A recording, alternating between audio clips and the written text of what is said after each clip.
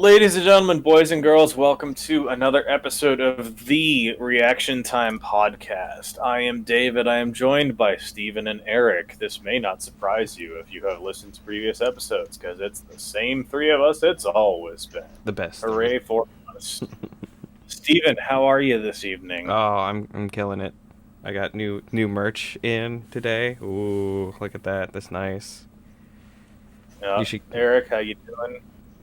Doing pretty good. I'm happy. It snowed today. It did snow. Yeah. Lucky you guys. We got that last weekend. You got real snow though. We got like a sneeze. Yeah, we had like 7 inches, and I had to shovel it. It was unpleasant. But anyway, we're here to talk about League of Legends, and our main focus this episode is going to be on the LCS schedule update, which we have talked briefly through in weeks past when it was rumored and somewhat reported on by Travis Gafford. But now we have the official Riot news post about what the LCS's schedule for next season is going to look like and all their fun catchwords of what the thing is going to be. So how this is going to work is I'm going to talk through the Cliff Notes version of what it looks like, and then we're going to take a look at each element one at a time and see how we feel about it. So what we know is there will be a tournament at the start of the season called LCS Lock-In, and there will be a champion to that tournament, and they'll get a $150,000 prize. The regular season is going to 5 games a day, 3 days a week, Friday, Saturday, and Sunday. Spring and summer regular splits will be combined to see the LCS Championship. Regular season consists of a double round robin over 6 weeks instead of 9 weeks. Spring playoffs and finals will transform into the LCS mid-season showdown, which will earn the year's first LCS championship title and be the NA representative to MSI. The summer split will be a triple round robin over 9 weeks, and the LCS championship will pull the top seeded seeds from spring and summer combined, which will contain 8 total teams, it appears. So let's start with the LCS Lock-In. A 3-week tournament. Lock-In will kick off with a group stage, which will be draft-based. TSM and FlyQuest as the top 2 seeds from 2020 will draft the other 4 teams into their groups. Then there will be a group stage that will eventually seed teams into a bracket of 8. Only the last place team in each group will be eliminated, and then it will be a single elimination bracket to the championship. Eric, what do you think about the LCS Lock-In tournament? I love it. I think having a tournament at the beginning of the season is pretty great. We spent all of last week's episode talking about how these other regions have tournaments at the start of the season, and that this is when rosters get to experiment. Like you mentioned how SKT used the Kespa Cup to field like all of their training players and get them stage time. Well, surprise, now we have a tournament at the start of the season where the stakes are relatively low. But on the benefit of this, we also get to see these rosters play out. And it gives them like immediate stage time at the start of the season in a best of format. And that's all very exciting to me. One of the complaints that could get made with this tournament is that the stakes are very low.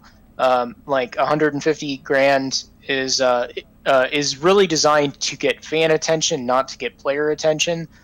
Player contracts are at a point now where the 150 spread out among 5 players plus an organization is nothing.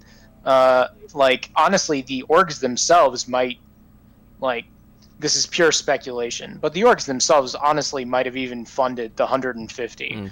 And so, like, so that, because, like, if you think about it, with among 10 orgs, that's like 25 grand an org. That's like pennies in the bucket, you know? But putting money on the line is really a good thing from a fan experience to like make it feel like there's, you know, some kind of stakes in the game, even though for the players it's more going to be about, you know, showing up and getting a chance to gel before we get into regular season and things actually start mattering for the world championship. Steven, your turn. Go. Yeah, I think focusing on a fan experience and getting people hyped right out of the gate for the LCS is the objective. I find it very strange that you don't necessarily get any kind of seasonal benefit like to winning besides the money, which we were discussing is not a ton as far as an incentive to win. I'm curious if we'll find that there is some more advantage to like actually showing your cards or showing what your team can do and placing high in this tournament, if not winning it. Besides a monetary gain, it doesn't seem to like give you like first pick for the round robins or anything. So I find that strange and kind of not enough of an incentive to really try in this tournament. But that might be just so the organizations are willing to experiment and put some rookie talent out. Yeah, it will be interesting to see teams' approach to this. I was looking. Okay, so quarters are best of 3, and semis and finals are best of 5.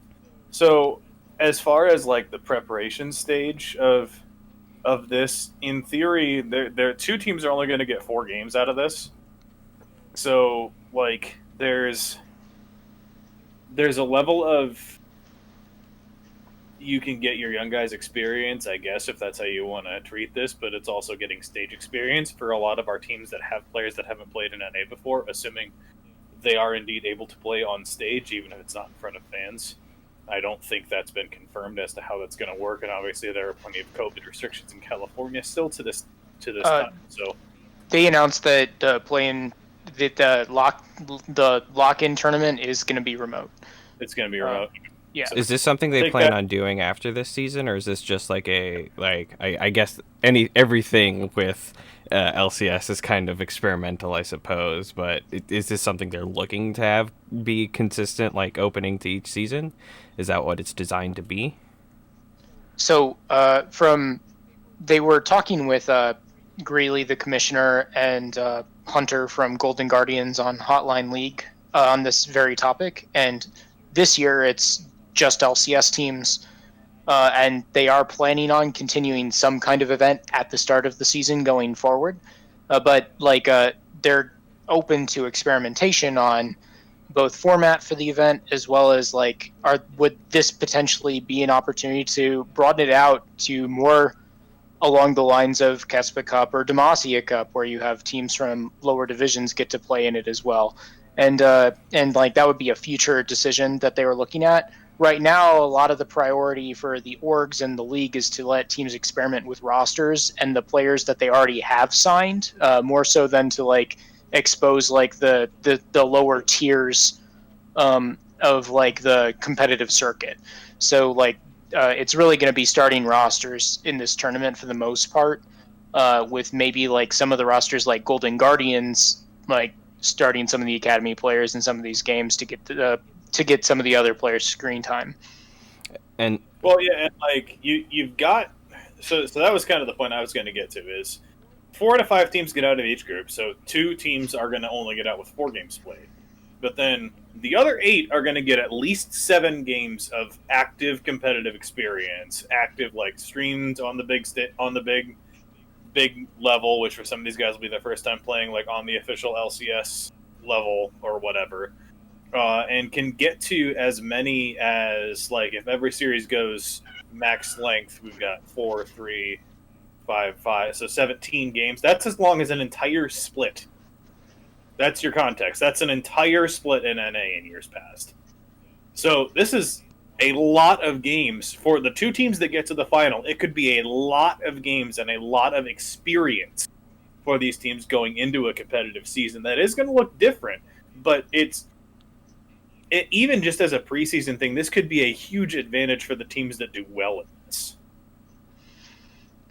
It's kind of like in years past where TSM or Cloud9, after going through 3 rounds of best of 5s, look like a completely different team than they did at the end of the regular season, just because they've played just as many games in the past, week and a half, 2 weeks in playoffs as they actually had during the regular season. So like that before it even starts is pretty crazy. Yeah, and I also think it's good that even the 7th and 8th place teams get at least one best of 3 experience, because we know that it's been a theoretical weakness of the LCS teams that they haven't gotten to play in best of series, particularly like any of them that haven't been tested before, like I guess I'm thinking of more LEC teams for this, but like Misfits, for example, who had like never played in best ofs before going to Worlds or getting into playoffs, and their first experiences in that bracket, or like a Schalke team from a couple of years ago, or like Golden Guardians last year, who just hadn't been at that stage before.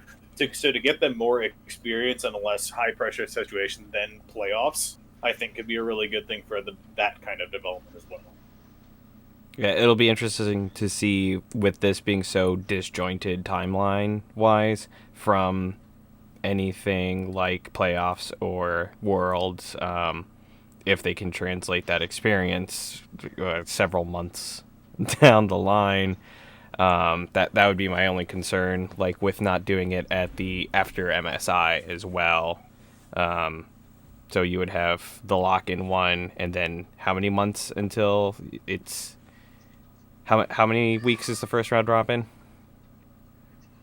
So it's the first round robin is 6 weeks. Okay, so three. So you'll do your one tournament, then you'll have 2 months, and then ideally they're doing some kind of MSI tournament lock-in. And yeah, so there is the mid-season show. Okay. Yeah, and mid-season showdown is like a full 6-team playoffs where the winner gets a title and then goes to MSI. Okay. Yep. And so then while MSI is going on, basically every other team has like a 2-week break before or it might even be 3-week break before the next season starts. I don't remember quite like how long the MSI break is, but like while that one team is still going, the other teams in the league do have a window there where there aren't games. It's and then, if I'm reading the calendar right, almost 6 weeks. Almost 6? Wow. So it's the mid-season, and for example, for a team that doesn't make playoffs. So let's move on to regular season and mid-season showdown talk right now. So top 6 make mid-season showdown after the chunk of round robin that you get in these 6 weeks. For any of the 7, 8, 9, 10 teams that don't make the mid-season showdown, they are off from March 14th until June 4th. So that's a massive gap for those bottom 4 NA teams. Yeah. But for the top ones, and the top 1, mid-season showdown goes March 20th to April 11th, so another 3 or 4 weeks. And then, even then, only the one team that goes to MSI will keep playing after that point. So from April 11th to June 4th, 5 of the other 6 teams also have time off. So it's the one gap that I'm most interested in this structure, because it feels like, are we just going to lean on the in-house system that has been like the biggest development in NA in the last few weeks, that has been hardcore, ready and available, everybody playing in-houses every night? Are we going to lean on that in April and May for 9 of the 10 teams in the region to stay fresh? Are we going to see roster changes during that time?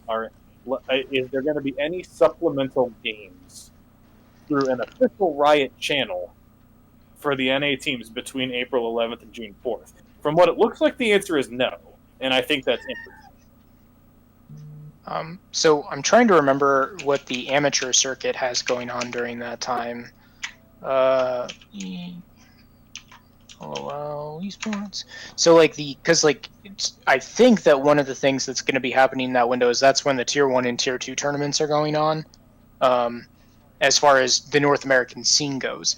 Now, obviously, that won't be like when a lot of the players from the LCS teams are going to be highly active, but it does give you an opportunity to really, if we're talking about experimenting with rosters, looking at other players and see talent, potentially make changes before going into the heavier second half of the season, like that's one of those opportunities where you can see more of the players in action and potentially make offers or changes.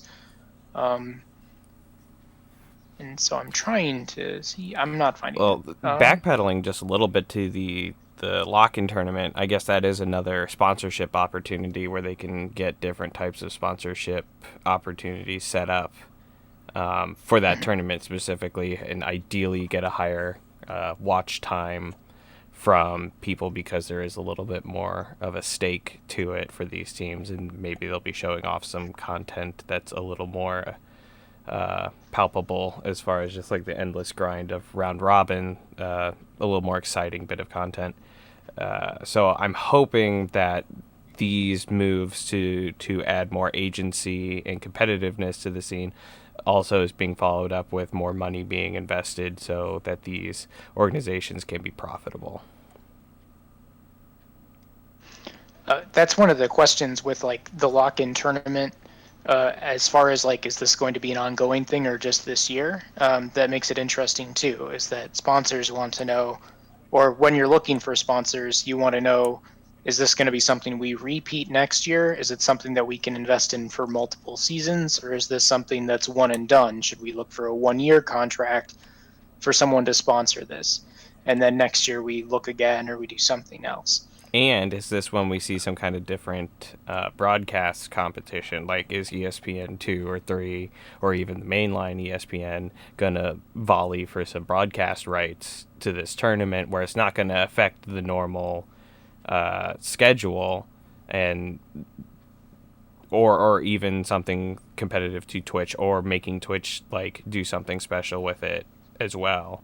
Because I do think that there will be a time, if it hasn't already come up, that the broadcast rights are going to be a little bit more contested than just Twitch.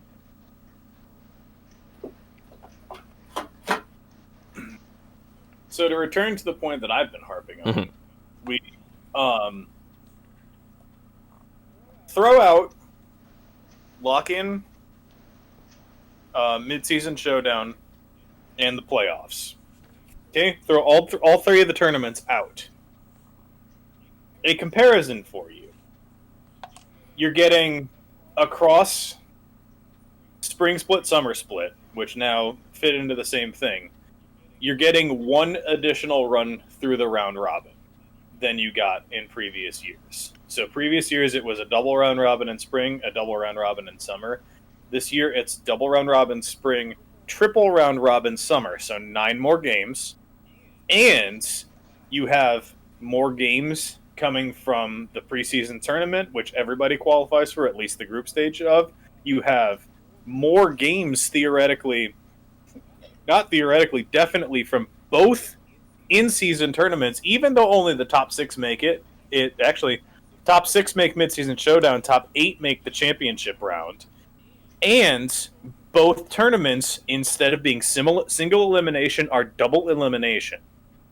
So the sheer number of games played, which has been a complaint with NA League of Legends in the past that we've talked about on this podcast, has gotten bridged a long way towards being more comparable to other regions by this restructuring. Yeah, which is great.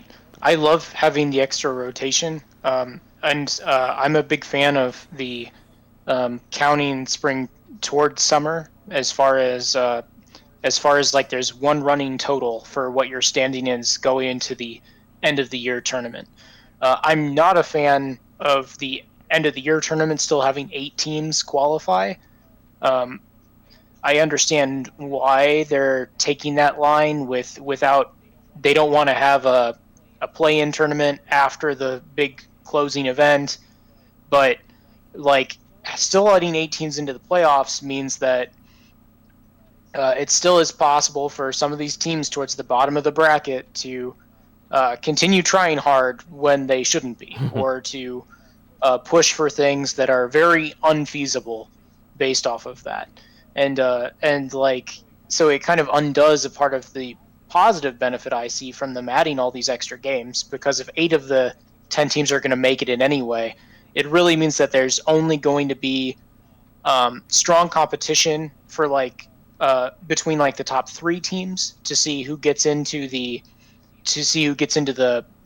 top 2 seeds in that tournament, and then in like the 7th through 9th place matchups to see who gets the 7th and 8th spot seeds, and then like teams in 4 through 6 are I want to see how it shakes out for how like motivated teams in those spots feel going into like the back half of the season and how they want to play it out. Another factor that people may not have been thinking about with this is in terms of qualification for the LCS championship, which is summer playoffs. In previous years, one of the days that's been the most interesting in a lot of ways has been the final day of the regular season because of the potential for tiebreakers to happen. We've had the legacy of the foldy sheets in both NA and EU for possible tiebreakers that can get played and all of these things. Now, a couple of reasons why that is dead. Not unlikely dead. Number one, you have a 45-game regular season. It is unlikely that 2 teams are going to be tied on the record over 45 games as opposed to over 18. Fair? Fair. Item 2, because you're playing 5 round robins, there will be an outright head-to-head winner between each and every team in the league. There's no way 2 teams can end up their regular season series tied, as in the past when so often teams would end their head-to-head at 1-1. So, tiebreaker day is dead. The foldy sheet is dead. It's over. It's done. Which seems to be intentional. That's why you do 3 in the second half. So just because you said it's dead and we're calling it, I do want to call out the dankest of all possible timeline scenario, which is that 3 teams end up with the same record, and each one of them beats another one in the head-to-head. And then somehow they end up in this hellscape scenario where they have to figure it out. But even so, I believe they have it so games in second half way more as far as tiebreakers go at that point. So, like, which team won more games second half of the season would win out. And so there's got to be ways to break those tiebreaker scenarios, even if we hit, like, these incredibly dank options. And so I'm hoping for that.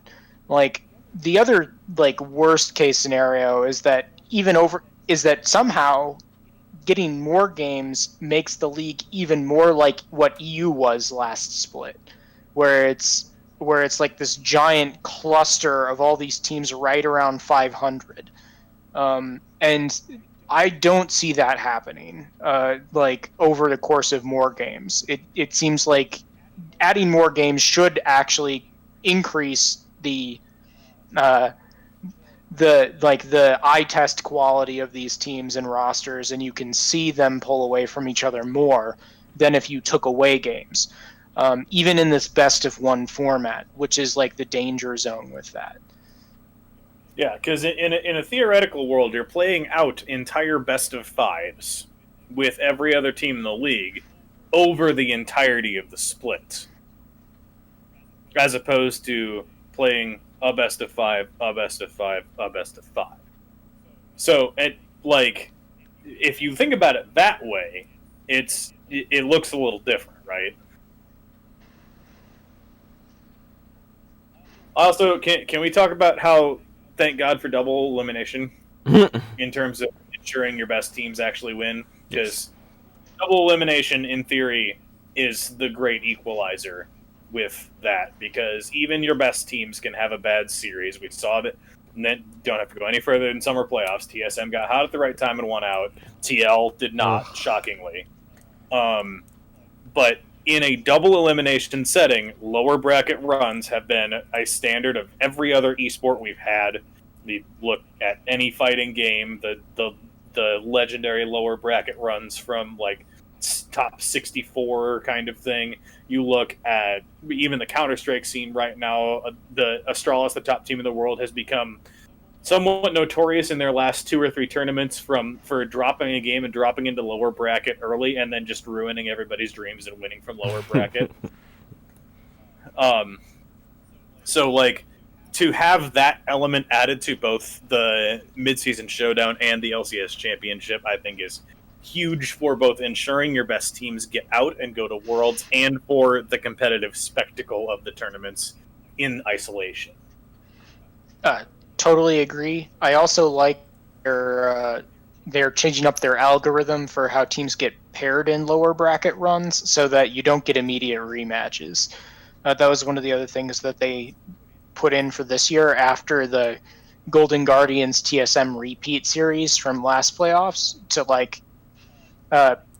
delay these rematches as long as possible in lower bracket so that you have more time to build tension, and also so that you don't have these flip-flop, they beat TSM, then they lose to TSM on the rematch like the next week kind of deals. Awfully deflating.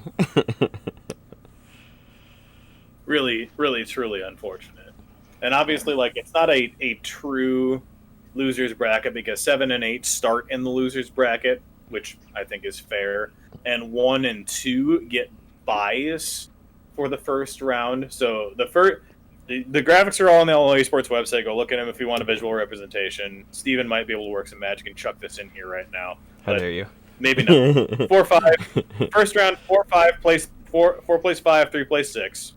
Winner of 4-5 plays 1. Winner of 3-6 plays 2. Losers drop down, play 7 and 8 respectively, and then you're into full winners bracket, losers bracket setting. So the start of it's a little weird, but after the first couple of games, it's all set. So there you have it. A curious question that I've been itching to propose. How does this fare for CLG's team, and are they still at risk of being removed from franchising with these changes? I'm pretty sure that question is above my pay grade, and Riot's not going to admit to there being a problem until there is a problem. Because like that's the thing about it is Riot's not going to say anything about that because that has to do with business and finance side. They're going to internally make that very clear, I'm sure, that here are the standards, but that will never be officially public. Yeah. So we can speculate if CLG finishes 9th across the whole season, doesn't qualify for the LCS championship, there might be some conversations had. But if, like, say they finish 8th, make the tournament, is that good enough? Because it's the whole world. So the other thing with that, right, is that whole clause is there to prevent teams from trying to coast and not spend money, right? So, like, if your goal was to just consistently get 9th or 10th place and just ride that on, like, and run a low budget the entire time, that would be one thing. But CLG has made pretty large changes this offseason. Yes. They did sign new players, even if we question some of their decision making. And so, like, they shouldn't end up in a disaster scenario. I also think that having the extra round robin, so it's like the full 5, makes it a lot harder for teams to get absolutely destroyed, like Team Coast of old or Velocity or these other rosters that have really suffered, because it's a lot harder. It's a lot harder to lose a lot consistently over the course of 5 round robin than even 4. Also, there's the full. Every team is playing 3 games every weekend, Friday through Sunday, and that full 5 games every night, every weekend. Whenever you throw more games onto a weekend, it makes it so that teams focus more on their own play and less on preparing for their opponents in the course of a weekend. Like, you put less effort into prep for here's how we're going to beat level 1 this cheese team strat on Saturday, and here's our pick band for playing that team specifically. And it becomes more of just prep in the sense of here's what we want to play, and we're going to try and ban these champions that are counter picks to that, and we're going to go in with our game plan. And whenever teams are more focused on their own game plan and there's less kind of counterplay in prep, it's a lot easier to try and pick up wins this way. Theoretically, if a roster really wanted to, they could hard prep for one of their matchups in a weekend, going into a week of scrims and prep, and then just really try and win that one game. And if you're really invested in winning your one game against TSM or against like some of these, or even especially against like the teams like that we're expecting to end up in the middle of the pack, your odds of winning that series, if you're prepped and they aren't, are pretty good going into any individual game. And that would be another way to just really try and offset these like winless seasons or very negative performances. So like teams ending much below 30% win rate would be pretty bad in my opinion going into this very large season. Going like 3-42 would be so disastrous. It would break the Shanghai Dragons run in Overwatch League, which is the world record for worst performing sports team of all time. So like, just for comparison's sake, I pulled up the NBA standings from last year because that's an okay allegory for this. It's a few more games, but like the worst team in the NBA last year over 65 games was Golden State, who finished 15-50. Oof. So you take that down, like that's a 23% win rate. So you take that down to 45 games, would we say? So that's going like 10-34 over a season as your low end. That and then on the other end of that, we're not going to expect the team to go 45-0. Oh my god! But like last season in the NBA, the Milwaukee Bucks finished 56-17 for a 76% win rate. So and that's incredible. Which is incredible. And in league in this season's terms, that would be 34-11.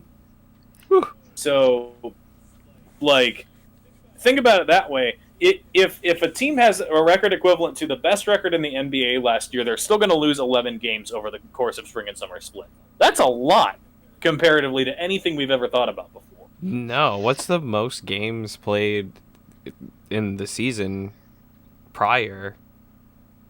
It's 18 has been what it's been, and normally these, and like we've had some 18-0s, but like that 18-0 number, that's a lot closer to like NFL kind of rankings at the end of the season. Teams tend not to get perfect scores, so it was like worse than the NFL in terms of how it actually played out, because wear and tear is a lot different, obviously, because like the teams that like get really bad rankings in the NFL, like it's or really good rankings, like getting a perfect season in the NFL is incredible, and shoot, the Green Bay Packers had like a perfect season like 6 years ago or something, and then they ended up like falling apart to like Tom Brady in the playoffs or something because they were just dead. Like, you can't win that many games playing all out in like a physical contact sport, like week in, week out, and then have no consequences. And like it was the 2011 Packers went 15-1. Yeah. The 2015 Carolina Panthers went 15-1. The only one in our lifetimes that's come even close were the Patriots in 2007, who did finish the 16-0 in the regular season, but obviously notoriously lost in the Super Bowl that season, and so didn't finish the perfect season. So like that, it doesn't happen. The last time it happened in the NFL was 1972. It doesn't happen. Yeah, and so like that would be a more apt comparison for the older seasons, only without like the same kind of physical wear tear as the season goes on, and more of just mental, and that's really only if you're losing. So like So teams imploding in LCS would have been more common than like teams who are winning starting to lose. Which is a part of what makes like Cloud9 falling apart in playoffs as wild as it was, because like that also doesn't tend to happen in LCS. Like teams go into playoffs on a massive win streak, they do more winning. The only other time I've seen anything close was with Immortals, with Huni and Reignover, and that was like Huni deciding to play top Lucian and Cassiopeia for playoffs, and them Trolling. their read on the meta also being drastically wrong going into playoff bracket. So so I like the raw numbers a lot better. I think it makes it a lot easier for teams to like accrue wins, and that should be good for teams that are like struggling. And it makes it more about like, does it look to us like you're making an effort? Are you putting money into your team and into your organization to try and deliver results? Are you doing other things that you signed into in your owner's agreement when you jumped in the first place? If so, then great. Yeah, because I have. And also, I would not be surprised if teams get a bit of a pass this year going into 2021 as far as like those kinds of concerns go, just based off of like the overall investment levels expected going into next season. Yeah, if we could avoid like roller coasters like what I would have with Echo Fox in the past, where they would come out of the gates 8-0, like looking like they're gonna clap a whole split, and then just falling apart and not taking a single game on the second half of that, and not even sniffing playoffs. Like I don't see that kind of stuff happening either, because there's so much more time to course correct. Well, and that's the thing with the top 8 making it too, is you only have to course correct so far to make it in. Yeah. If you're baller first half, like even though there are more games in summer split side, like you still have decent odds of making into that 8-team bracket. I will call out though, emotional roller coasters are actually, and to some extent, more likely with more games. Oh, cool. Where like teams could go like 8 streaks and losing streaks are gonna happen. And that means now inside of this like season long thing, there's going to be like 3 big patches at least of like large changes in, champions, in how the game is played. Like nothing as big as what happens in the off season, obviously, but like I would expect there to be several large patches that have like pretty crazy shakeups in these standings. And instead of like in previous splits where there'd be like one getting close to playoffs and then teams just have to figure it out going into the playoff bracket, now we're looking at there being more of those spread out throughout this season. And so there'll be more opportunities for teams to like rise and fall drastically in standings if they haven't figured that stuff out yet. As long as it's not Team Liquid, it's fine. Well, it's really bad for TSM historically. Like TSM is notoriously bad at like adjusting to meta shifts. So like I think it's hard to call that now when their roster in game is completely different than it has been, but for the first time ever. But just like the nature of the org implies to me that they're going to be very slow to adjust to meta changes. Oh, and Bjergsen's going to be at the helm. That's so wild. I forgot that for a brief moment. Yeah, I'm trying to find. There's another sports example that I'm trying to remember which year it was that I've been trying to look up, but I can't find it. But like, I don't even need to go that far. Like, look at Schalke last year and how close they came over a much shorter season after just looking pathetic for 10 games. They almost made it into playoffs because they figured it out. They made a roster change and won almost 8 straight. Was it 7 or 8 straight to end the season to get themselves right within reach of that. Now you got 27 games to do that with a buffer built in of the 18 before that. Weird stuff is going to happen. I'm here for it though. That's like that's the thing, is there is going to be the points about that Eric and I both made about there should, in theory, be somewhat less variance in the final results of how this ends up, that the better teams should, in theory, all end up in the top 6, top 8. But the journey to how they get there should be much more interesting. Do we get a start time for these weekend games? Or for these like? So I was actually going to ask you about that next, because I wanted to ask you about, Steven, as far as from the branding perspective, doing a full five game schedule on Fridays. So we are Central Time as usual. That's your disclaimer. So the Friday night games will start at 5 o'clock for us, right at the end of the traditional workday, and the Saturday and Sunday games will start at 3 o'clock in the afternoon Central Time. That's really good. So what do you think of the start schedule? So that's very competitive timing. They're going to be pitting themselves up against traditional sports, which will be interesting. I think Friday Night League, they need to do it right, and they need to not give me what they have given with the last Friday Night League. Like, that is good viewing time for your target demographics. Friday after work, people coming home. They are a very decent listening experience, so you don't necessarily have to be at the computer or at the TV to experience it. Doing it that at time, you can get people together to watch these. Obviously not now, but ideally, if we're going to structure this out for the next 10 years, that there will be eventually some kind of viewing party possibility. And nurturing that culture. Like, if like you can always be looking at your weekend and frameworking it around, because your team will play at least 2 of the 3 nights, or is it every night?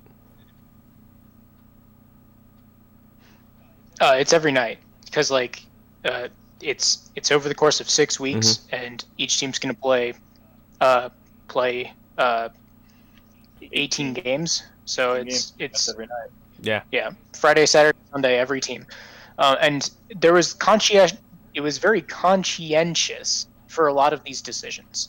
Reason one was that they definitely paid attention to the fact that last season Friday Night League was only really catering to West Coast and potentially Mountain Time Zone. It was like way too late for Eastern Time especially, but it was also pretty late for us as far as like normal watching hours. Obviously, like Dave and I watched, I watched a lot of it, like even though it was later at night, and it worked out well for me personally, but it was like most of the games were like 9 to 10 o'clock Central, which is brutal. That's not pizza time. Yes. Well, I mean, any time is time, Steven. I just don't have it together like you do. Download your Domino's app and hit that button. But so them starting earlier at like 5 our time is definitely like suddenly accessible to like East Coast in a way that it hadn't been earlier. The other big thing is like that they talked about the every team plays every night, is that it turns out when you like have it so that teams aren't playing every night, you're actually like massively interfering with players' day in day out schedules because they all know each other. And so like when you have it so that, because like unlike in traditional sports where teams are traveling and then you're really only like socializing with your teammates or the other people who are on the team of the city you're in, it turns out that like these players like basically interact with each other even across teams more than literally anyone else. And so when you like have it so that like 1/3 of them are playing on Monday and 2/3 of them aren't, you've thrown off the rhythm for that 1/3 who had to show up that week.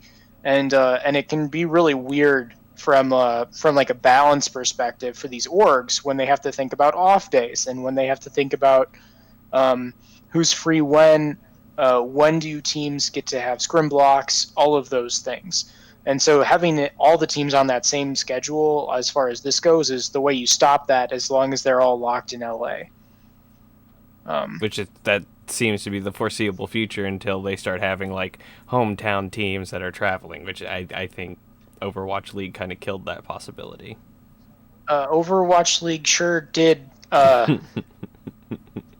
not do that well. And then on top of that, there was on top of that, there's like we talk about like the streaming rights stuff, right? Where if you want to move to local teams, you have to have a way for like local team funding, where streaming rights or whatever else are tied to more on the team level than on the whole league, and that so that teams could actually localize.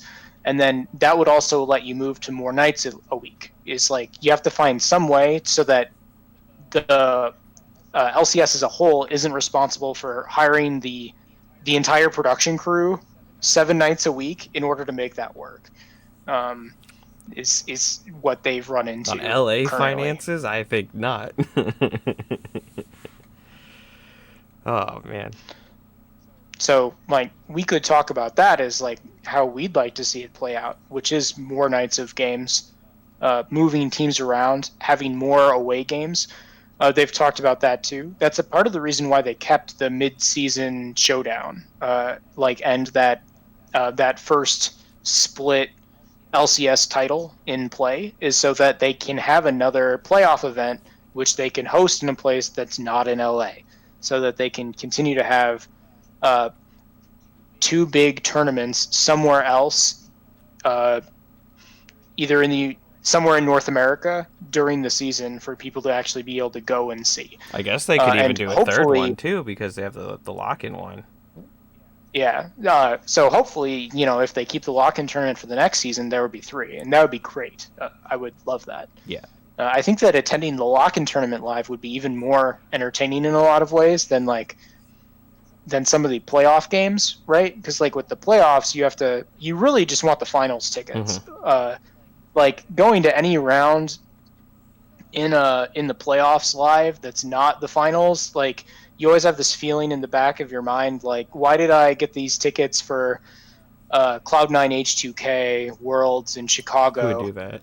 Like, or was it Albus Knox? I don't remember. But it's like neither of these teams is winning this tournament. Why didn't I just like go pay the money for SKT? And then like that feeling is just like, at least for me, was eating at me the entire time I'm sitting there. Yeah, but the finals was a wild experience. Like that's still my top end League of Legends experience is seeing the finals in St. Louis. Like that kind of like sealed it for the long run. And like it's accessible as far as like price wise. Like that's a really good price for the venue experience. And if they could do more of that and they can get more people exposed to that, because it was a good experience for those who didn't even like League. I saw lots of kids. That blew my mind. Like you had like 8-9-year-old kids at this sweaty venue of middle-aged men, and they were having a blast. I'm like, hell yes. Okay, we're getting that like generational gap covered already. I'm down for it. I'm here for it. Yep, it's gonna be interesting to see how it develops, and obviously, like the 2021 editions of all this stuff are still kind of a question mark because the world we live in. But it's going to be interesting to see, as Steven brought up very early in this, if this works. Is it all a keeper for 2022 and 2023 when in theory things will be back to more normal? And if like how the competitive side of it plays out in addition to the commercial side of it plays out. Yeah. Because like my entire focus has been on the competitive side of it because it's what I care much more about. But there are admittedly significant commercial ramifications to how this all is going to come down. So it's going to be interesting to see like if LCS walks into January and announces, here's a new sponsorship deal, here's a new sponsorship deal. This is the LCS, this is the blank company LCS lockdown. Yep. Like name rights to the tournament, that kind of thing.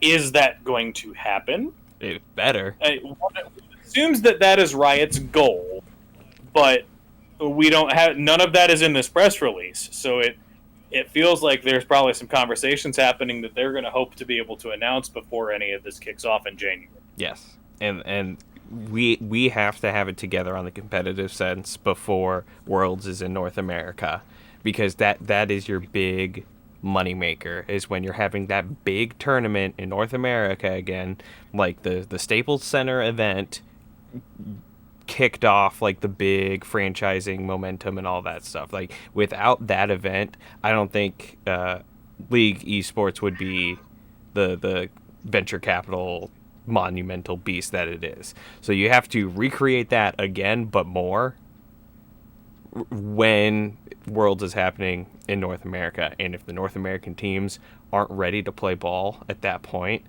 that's a lot of lost revenue. I don't care how you cut that.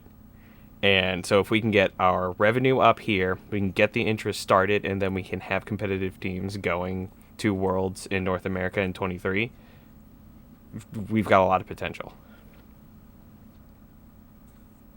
There you have it. The other thing to note that this official announcement gave us is the LCS lock-in tournament begins in 30 days from right now.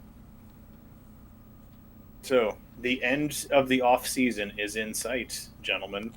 Yay! I can watch something on TV again.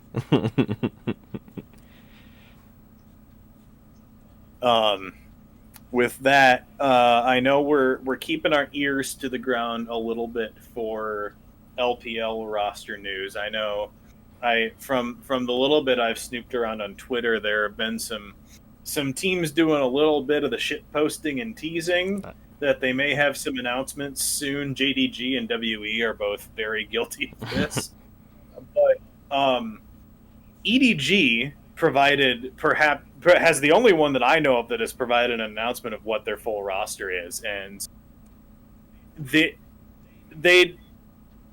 we thought we'd kind of lost all of the old original League of Legends players, but Clearlove said no, so Clearlove's back. Nice. That was a big frickin' deal that happened this week. It's Clearlove's like, yeah, I'm coming I'm back. not done. And I'm going to start for EDG, because if I decide I'm coming back, you're not telling me I'm not starting for EDG. Sorry. I'm Clearlove. That's illegal. I'm starting for EDG if I'm here. And EDG, like, we know this entire roster. It's Viper in the top lane, Clear, and they have subs in each role. So it's Flandre in top lane.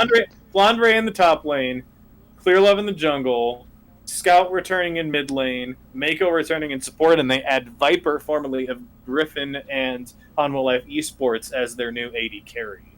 So it's a pretty spicy roster from a team that did not finish particularly well relative to the big four in the LPL last. So it's a nice early marker to set down for other rosters to look at. Eric, are you excited for Clearlove to be back?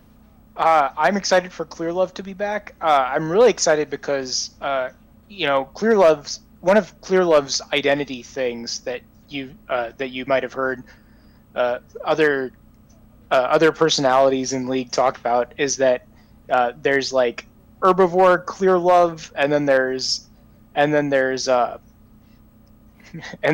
like the Omnivore Clearlove, and it's like, is he going to be passively farming up his own jungle, or is he going to be hard ganking and then applying pressure through lanes, and that he likes to play both ways, kind of depending on how things are going. And this past meta was a great one actually for his more herbivore playstyle, like playing Graves or some other champion and scaling up. And so I'm really curious to see how he emerges in this scene now that our collective understanding of how jungle is played has evolved and adapted in such a way that his playstyle might make more sense. It'll also be fascinating. I'm a little worried, quite honestly, to see him next to Flandre on the same roster. This feels like it could be some of the most spicy League of Legends action ever, or it could be a complete travesty and disaster.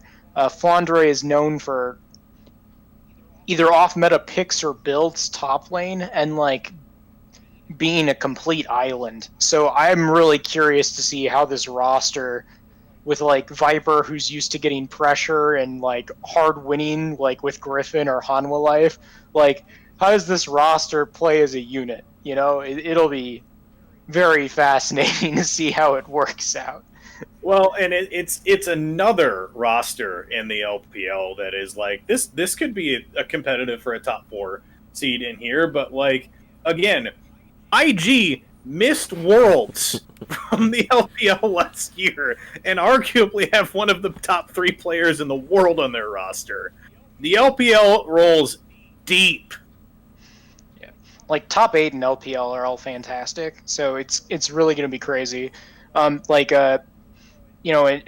top 8 look fantastic, and then the bottom 8 also have star players or like big names, like people who could like have starting spots in other leagues and look good. So it's going to be kind of crazy to see how this shakes out, like which teams look good, which teams don't. And then going into that season, it's nuts. The other big thing with LPL always is that contracts and contract management in the LPL is notoriously squeamish, where like where you'll hear people get signed and then it turns out they weren't really signed or something got messed up in the paperwork trail. Also, like players retire and unretire repeatedly. Lamau is like one of the people who's like notorious for that. So like you have to like understand that it's going to be a while before any of those rosters actually lock in for what's going to happen next season. But it's always a blast. It'll be exciting to see where things end up, especially since like I'm expecting like FPX will have shakeups. We already mentioned IG. I'm guessing IG actually remains fairly stable. We'll see what they do, but like there's a lot of teams that could be making moves in that league and look even better or at least different going into next season. Yep, the one we've seen for sure from the top 4 is that Top Esports signed a new support from the LDL to replace Yuyanja, so it'll be an interesting new element for their already very strong roster. A little mix-up for that, and JDG, as I said, has been memeing a lot that they might have some stuff on the burners soon, and I don't read Mandarin well enough to. Are, but I'm interested to see what the confirmations are. So we'll have to see. It's gonna be fascinating. I hope we have some more actual LPL rosters to talk about next week, because that would be good to see what all the spice is to do. And I think the only interesting thing that happened in the LCK this week is the challenger team formerly known as Breon Blade that qualified for the LCK and I believe is in through the franchising is going to be known as Fredit Breon for the upcoming split. Fredit Breon. Fredit? Fredit. Like Reddit with a F on the front? With an F on the start. What brand is that? Like I don't know. It's got to be a brand, right? Yeah, it has to be a company. It has to be. It's illegal otherwise. So, it's Reddit, but with an F and with only one D. Did BBQ Oliver's make it in? Because, like, as far as like brand identities for a professional esports team go, I care about barbecue chicken much more than any of these clothing lines or telecom companies. Yep. I strongly agree. I don't think that they did, but we can always dream. What a shame. What a tragedy. I'm not seeing a Reddit on a quick Google, but I'm assuming I'm gonna get like American companies at the forefront. But I want to know what Reddit does for a living. I will link there. I will link in our Discord chat that we're talking on here their Twitter handle and branding for Steven to criticize. Oh, I'm so coming. Steven, what do you enjoy their branding and their look here? Oh, I'm looking. Bro Win is like one of the best tags. Go bro. Yeah.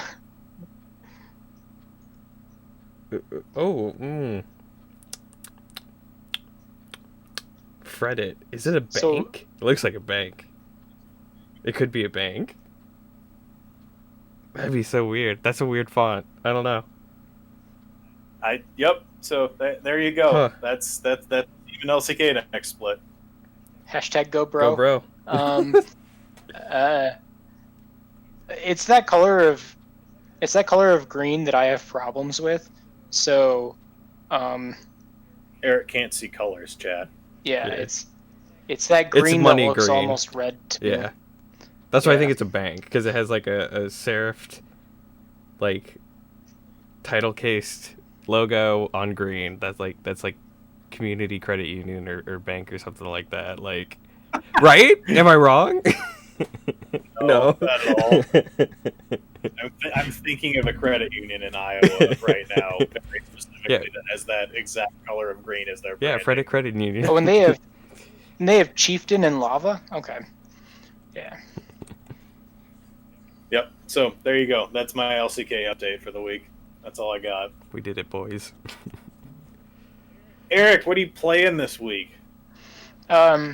So I've tried out Rel a bit. Other than that, I've been playing a lot of Nexus Blitz. Scuttle Racing continues to be playing in Nexus Blitz. Scuttle Racing continues to be like the bane of my existence. But fortunately, like every time they reintroduce Nexus Blitz, there are people who don't realize that you're supposed to stop the Scuttle Crab, and that always helps.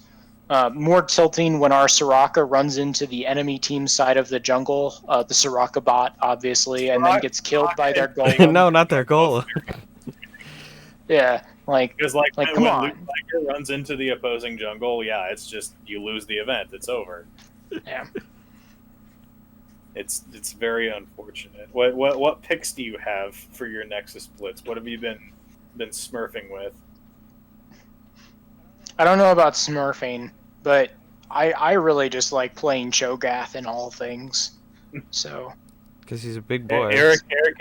Eric and I had a fun game of Nexus Blitz that we played earlier this week where we were the jungle duo and we played Callista Malphite. Ooh. And it worked pretty well. I'm not very good at Callista, but we made it work. had some sick initiations. throw in the Malphite. When you get to throw a Malphite in, and then the Malphite gets the ult. Malphite rock. It's a lot. It's a lot of CC all in a row right there.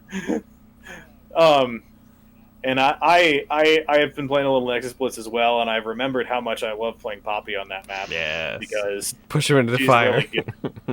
Really well, it's you can ult people off of the King of the Hill, out of the Ring of Fire.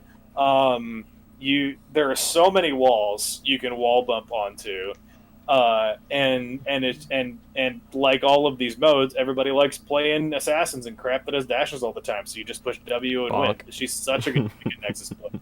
I'm like, I love playing Poppy in normal games, but she's even better in Nexus Blitz. It's so much fun. Steven, what have you been doing? You been playing any games? I downloaded Turok and Turok 2, which has been fun. I never got to play those.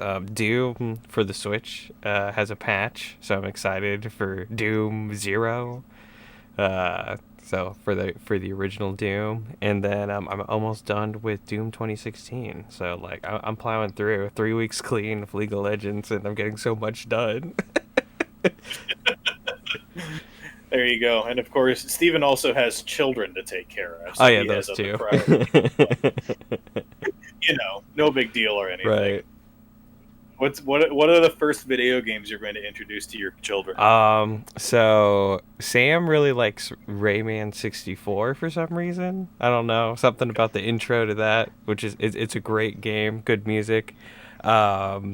And Ben just likes because I have a CRT up in their playroom, and so he just likes the staticky screen. So I don't know if we're gotten too far to what's behind it, but he does like the tingles that he gets from a good old CRT tapping. So I respect that though. That the feel when you touch the screen. Yeah, that's totally some good stuff. I was thinking about this week. My son is due to be born in May, and I like I don't know what I'm going to introduce first, but I feel like there's going to be a lot of times when he's a tiny child that he's going to get to sit and watch me play Final Fantasy 14 while I'm holding him and he's sleeping. So that'll be fun. What a delusion. What a time. Killing it.